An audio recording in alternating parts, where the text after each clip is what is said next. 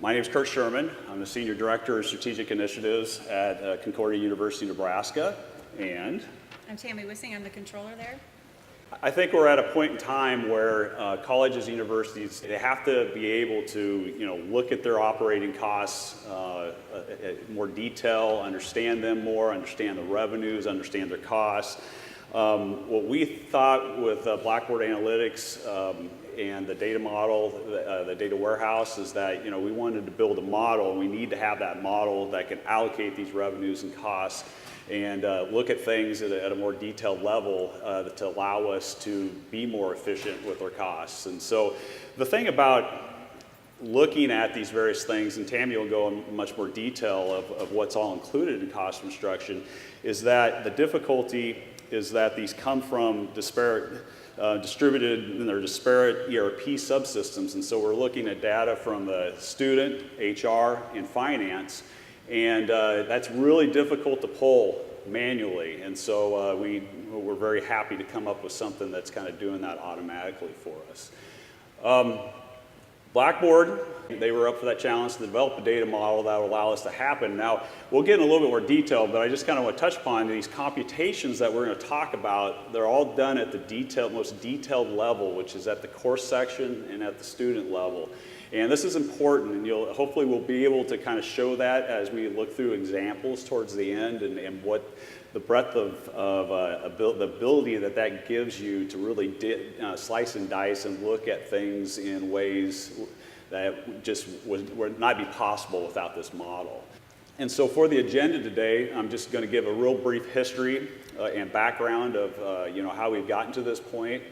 Tammy's going to go through the components of cost of instruction.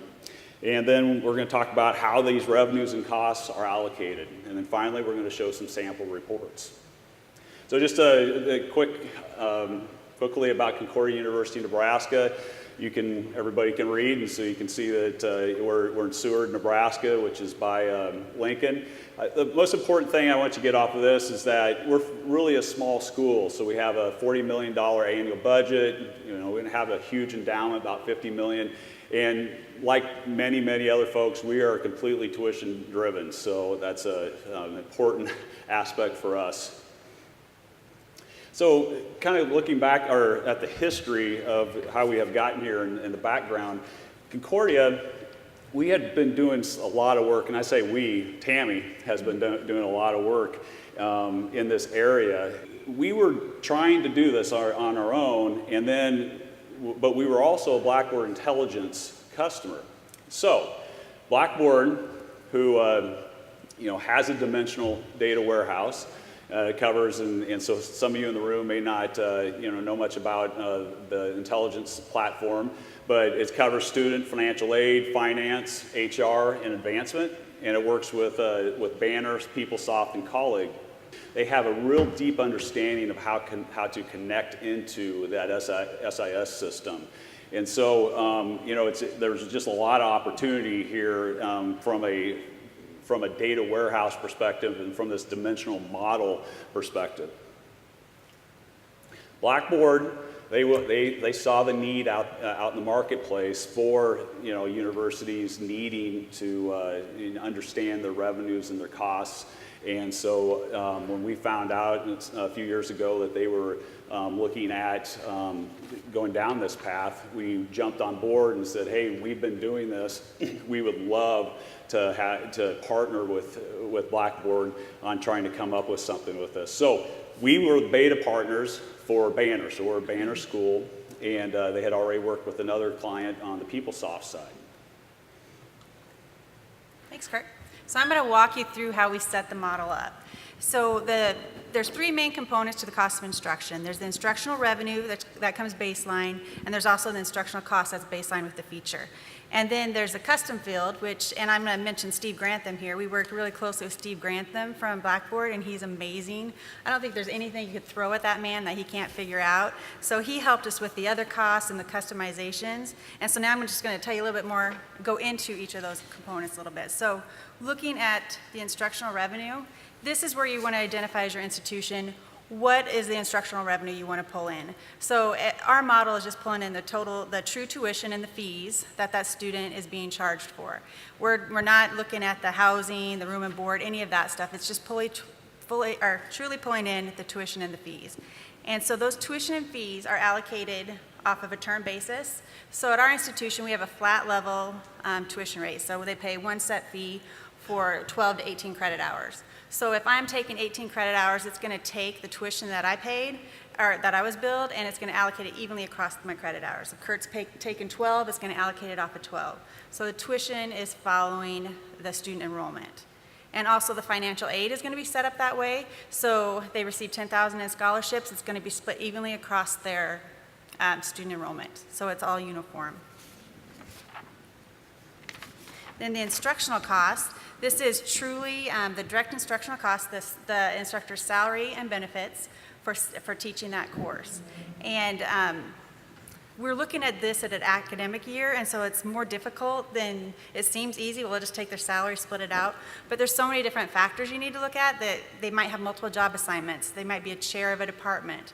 They might be heading up the strategic planning committee. So you don't want to pull those salaries into the model because that's not your true instructional cost. So you have to find ways to separate those out. There's instructional versus non-instructional. You might have an instructor that's 50% coach, he's coaching tennis and he's instructing 50% of the time. So we wanted to make sure we kept those separate. And then it's tricky to line up the HR dates with the academic calendar. You wanted to make sure your expenses were matching the revenue that you were bringing in. So Steve helped develop a way to do that. And then you have cross-listed courses. You may have one course that is serving the purpose for biology and for chemistry. So you wanted to break out those cross-listed courses and have the revenue follow the right department. And then ungraded sections. You have a chemistry class that's at 4 credit hours, but it has a lab with it. It's ungraded, so there's no credit hour assigned to that. Well, we found a way just to peel off one of those credit hours and have it follow that lab, so the revenue follows there. So talking about compensation, there's 2 types of compensation. You have your adjunct pay, which is your term base. That's the easy one to pull because there is a position number and a suffix number that follows that course. So that's easy to pull out of the system. But then you're looking at your year-based salary. That's where the instructor may be teaching 5 courses, 6 courses. They have one position number and one suffix number that's assigned to all of those courses. So there's 3 different methods that you could allocate that salary out to. You could do it by section count, by credits, or by workload hours. So at Concordia, we chose to use the workload hours, and that's just it gives us a more accurate picture of the true cost of that class, because you might have a music instructor that is, he has symphonic band or jazz band as part of his load weight. Well, symphonic band is going to require much more time, so his load weight is 30% higher for a symphonic band than jazz band. Well, you want the instruction cost to follow that, to get the true cost of what it is to do the jazz band and the symphonic band. So by doing the workload hours, we can capture that. And then overload pay. At our institution, at the end of the year, we have quite a bit of overload pay that we pay out to our faculty. And so you don't really know which class is causing them to go overload weight. So we're going to take that overload cost and we're going to divvy it evenly based off of their workload. So budgeted versus actual. As Curt mentioned, Blackboard worked with PeopleSoft, and with PeopleSoft, they only were looking at the budgeted salary. We wanted to go a step further. We wanted to be able to catch the true benefits, the salary costs and the benefits. So in the banner model now, we can look at the budgeted versus the actual. Then the other costs. So some institutions, and this is what's really nice about the cost of instruction model, is you can choose what you feel is important for your institution to bring into the costs. So the baseline functions, the baseline were your instructional costs and your revenue, but now the other costs are looking at your personnel, your chairs, your deans that aren't instructing that course, your non-personnel, your operating costs that you want to pull in. You want to pull in the academic department's budget, you can pull that into it and divvy it out in certain ways. And Curt, I will let you talk about the other costs. The baseline functionality that they were first capturing for us was that direct cost, as Tammy talked about. And so we said that is just not enough for us. And so we challenged them to come up with a way to, handle these other indirect instructional costs as Tammy described. And so what our message to them is that everybody's going to have their own different philosophy on how to handle some of these other costs that are out there and what they want to do with it. And so we really tried to build something that allowed schools to choose what they wanted to do for themselves, because we can't describe, or we didn't want to like pigeonhole people into having to do this single thing. And so you see all these other costs that are out there. And some schools may decide to try to allocate those costs into the instructional model, and others may not want to do that at all. They may think that doesn't make any sense. We built something that Tammy's going to describe right now that allows schools to determine for themselves how they want to tackle those things. Yep. So we built this super crosswalk table. When I say we, I mean Kent Einspar, our CIO, who is in the room. He basically built it. And it allows the functional expert, it allows the person who has the idea of what kind of cost they want to bring in to actually feed it into the system and tell exactly how they want it to be allocated. So within the crosswalk table, there's 3 different ways you can allocate your other costs based off of your course credit hours, your student head count, or your student credit hours. And so I'm a visual person, so I wanted to show you what the crosswalk table looks like, just to give you an idea of how it's so easy to break things out. So in this example, you can take the Dean of Arts and Sciences operating budget, and you can allocate it based off of the course credit hours within the undergraduate college in the Arts and Sciences department. Arts and Sciences College on all the undergraduate courses. And you can even go a step further and look at just your campus, one campus of your institution. So here, our J campus is our undergraduate student population. But then you can also look at the art operating budget. You could take that art operating budget and then assign it only to the art department courses. So this kind of just shows you how you can drive it to just one certain bucket. The next example is looking at it by head count. So we choose to pull in, we'll talk more about our athletic costs. We choose to pull those in. We want to base the athletic costs off of the head count, the number of athletes within that sport. So here you can also drive your athletic administration costs. Well, that's going to be divvied out over all of your student head count for athletics. So here you can take your operating budget for athletic administration and only assign it to students with the population code of athletics. Then you can go down a step further, your football operating budget, you can drive that to just your athletes within the football student population code. So it's really pretty slick. And then again, you decide what you want to allocate out. So the advantages of embedding this into a dimensional model is just huge, and it allows, as I mentioned before, to slice and dice, aggregate, average, all sorts of things within the dimensional model. And so then you're able to do things by college, department, section, course, and it's really kind of endless, and it's all kind of dependent upon the hierarchies that are already within the data warehouse. And so this is just an example as you look at the things that you can slice and dice and look at this information. And this will become a little bit clearer as we look at some of our examples, but the powerfulness of embedding this into the data warehouse is just, it makes it hard to know where you want to go with it all. Yeah. So which is the next picture. This is my favorite picture. Once you get everything fixed in the system, everything loaded, and you start looking at it with Pyramid, we use the Pyramid tool, everything is just coming at you at once. There's so much information, and it's hard to figure out what you want to look at first. So it's important to start small. We have found we needed to figure out what it was we wanted to look at, and whether it's instructional costs, institutional aid. Just pick a small area and start there first. And at the time, our provost was more interested in looking at the salaries for teaching those courses to figure out, where are the expensive courses. So I want to show you some example salary reports now. So this first report, you can pull out all the instructor pay. This lists all your instructors for 3 years, you can compare their salary. So here, like for example, in Jane Doe 4, it'll jump out at you that his salary dropped 50%. So what caused that to fluctuate like that? You can drill into the model and you can find out, okay, it makes sense because they're now the department chair, so there's less instructional piece to their load weight, or they're serving as strategic planning committee chair, and so it makes sense there. But what this shows is you can look at the different anomalies and just go down that rabbit hole, if you will, and figure out what's going on there.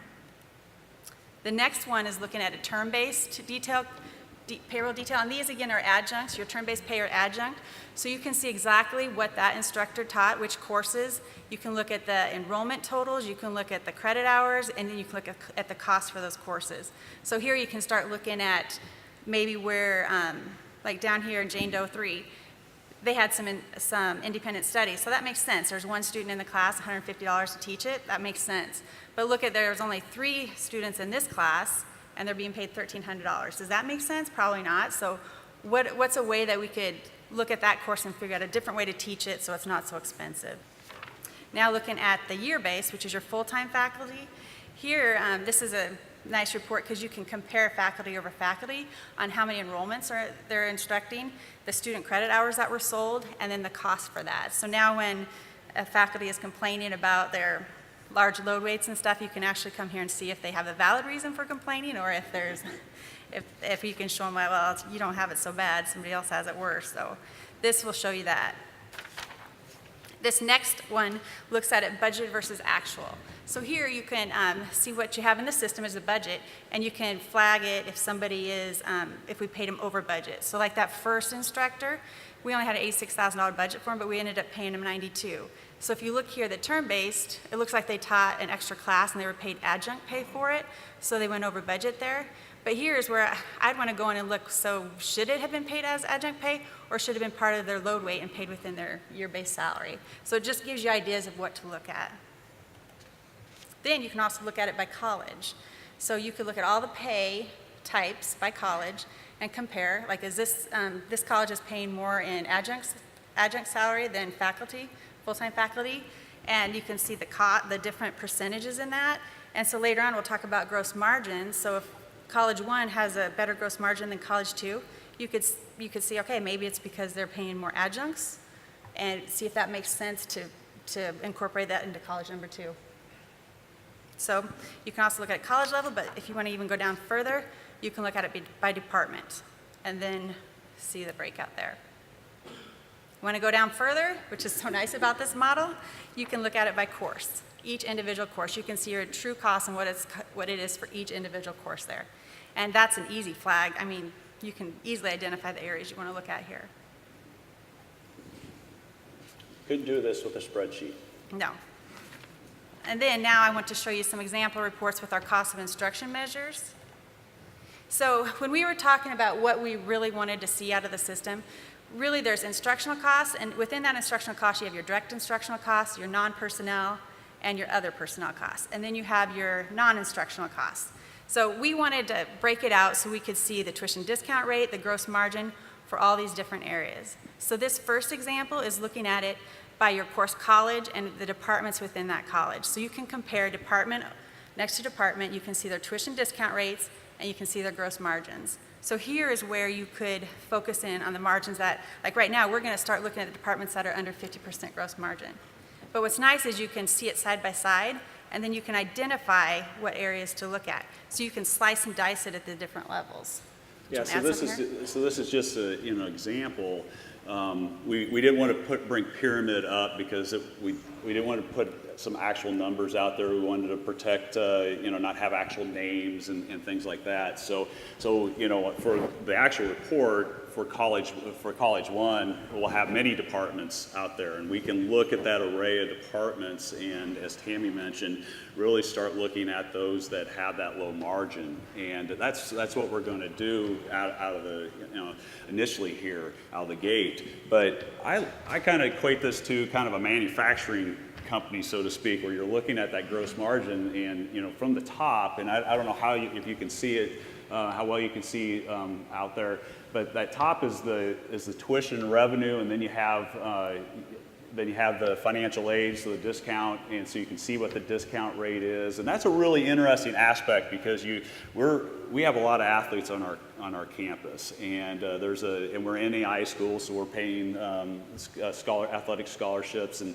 so that's a real interesting aspect of all this to kind of see what departments they are in, and that drives those discount rates by department. So for instance, our business department has a lot of athletes, and so as you look at our business department, our tuition discount rate might be a little bit lower, but yet we have quite a few more adjuncts in business, and so the margin is a little bit higher. So there's just a lot of things that interplay into that.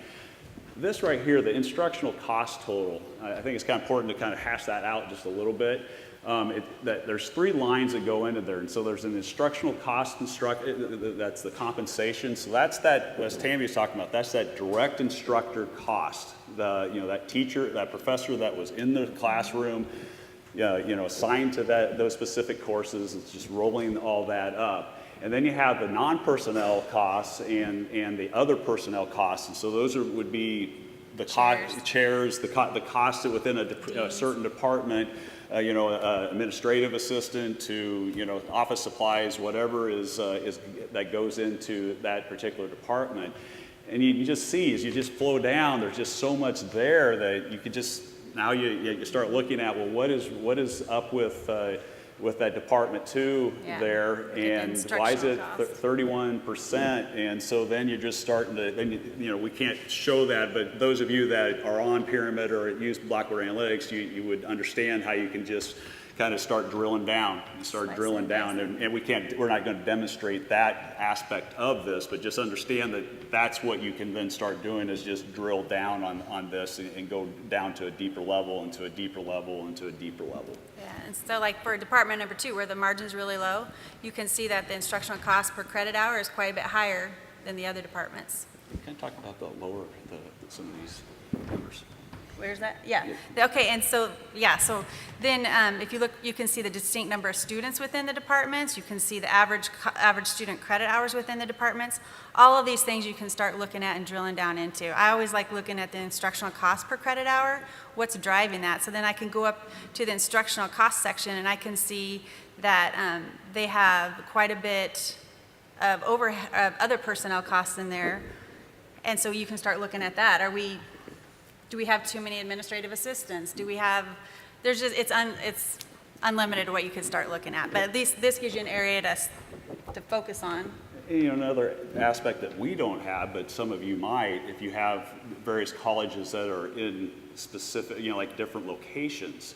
Mm-hmm. And so there's a lot of rent, or there's a lot of, a lot more cost on the instructional, for those particular classes or those particular departments. You would want to drive those costs into this model because you have to take those into account.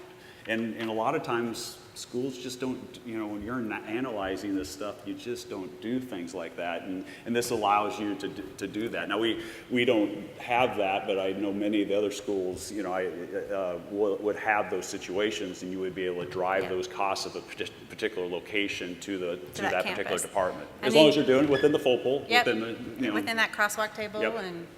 And so then you can slice and dice by your campus and see all the costs by your campus.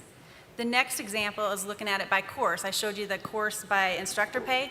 Now you can look at it by all these other measures. You can look at it by the margin discounted for that course. So you can easily go identify the courses that you want to start looking at. Okay, looking at major. You can go even further. So I was just reading an article the other day. The University of Wisconsin was proposing to drop 13 majors, and they want to take those costs and push them over to the majors where there's clear career pathways.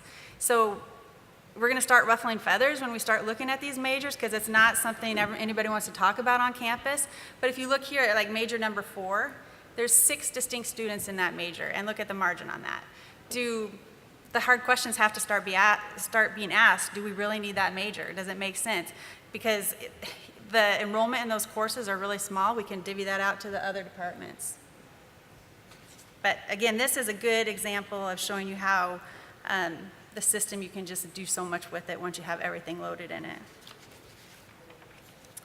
and actually this is a better report to show that, because this is looking at your student majors. So on the rows, you have your departments in which the students have their majors, and in the columns, those are the departments that actually own the courses that those students are taking. So you can see an art major is taking a lot of this is the cost per their instruction, is a lot of it is in art.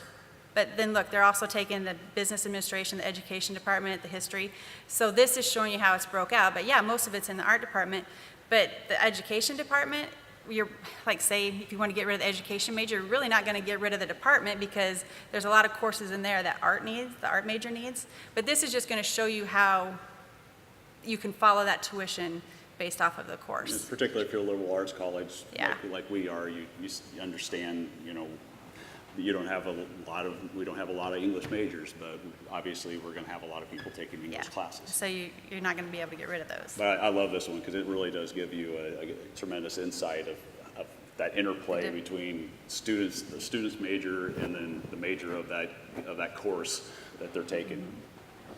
The next level report I want to show you is looking at it by the student level. You can see it by freshman, sophomore, junior, senior, graduate students.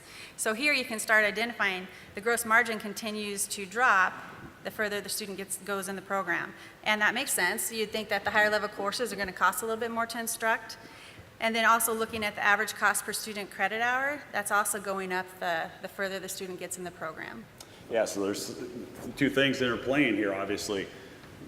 You want to see the discount rate go down, and I'm thankful that that's what we're seeing with our students, because generally, as you know, the financial aid will stay the same, but we will have tuition increases over those years, and so we're seeing that aspect of it. As Tammy talked about, the cost per credit hour would start going up, and obviously it's because as you get into the higher level courses, you have higher costs because you have less students in those courses and so on and so forth. And so you have a couple different things interplaying there, and so you can see that, just how that plays out with that gross margin and the margin, that we kind of highlighted things in yellow that we are really looking at as we look through these reports. Mm-hmm. So we also wanted to take it even a step further, and we wanted to pull in our athletic costs.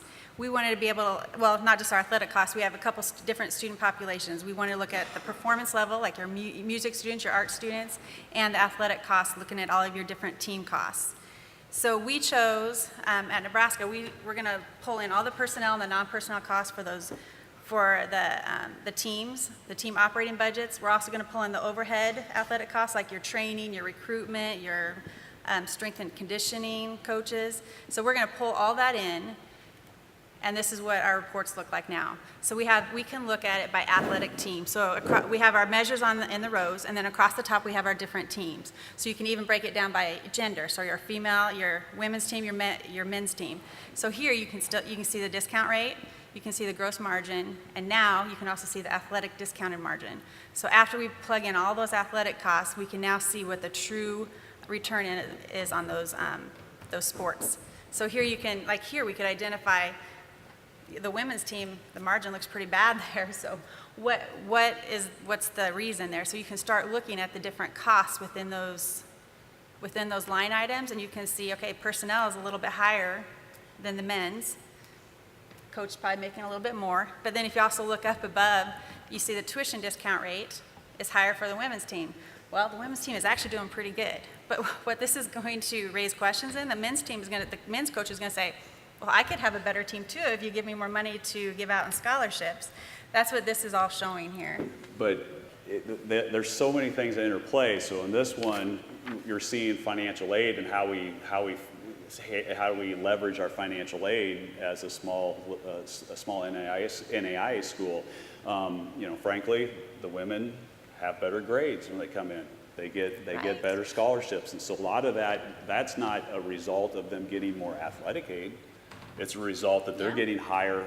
Generally getting higher academic aid when they come in.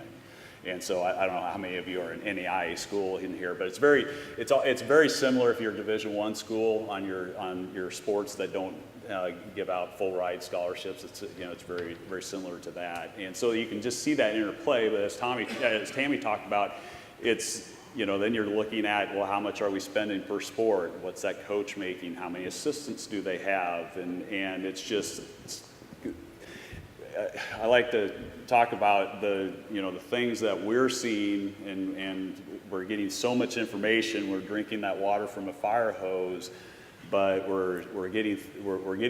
we've had meetings now that are become very uncomfortable because now numbers are being exposed and for the first time, and it's just like uncomfortable in the sense that, oh, okay, we're really going to have to take a look at this, and some folks will know that there's going to be a lot of hard work that's going to have to happen with some of this, because frankly, we're seeing our numbers, the total numbers, are not where we think they need to be for us to be financially sustainable. And so we're talking about trying to come up with high-level goals, like what do we think our gross margin overall for all our academic programs need to be. And as Tammy talked about, right now out of the gate, we haven't really answered that question yet, but right now out of the gate, we know that our concern has to be those that are under 50%. And there may be very good reasons, and then we may never be able to get certain departments over the 50% or ultimately up to the target, but we just know there has to be a mix. We're going to have some departments that go above our target, and some are going to end up below. Perfect example of that from a philosophical standpoint is music. It's like music is very costly program. Very costly, and anybody who has a music department knows you're taking, our a cappella choir is going all over the world every other year and taking big trips. There's costs, there's individual instruction. It's an expensive thing to have. Are we willing to have a university without a music department? No.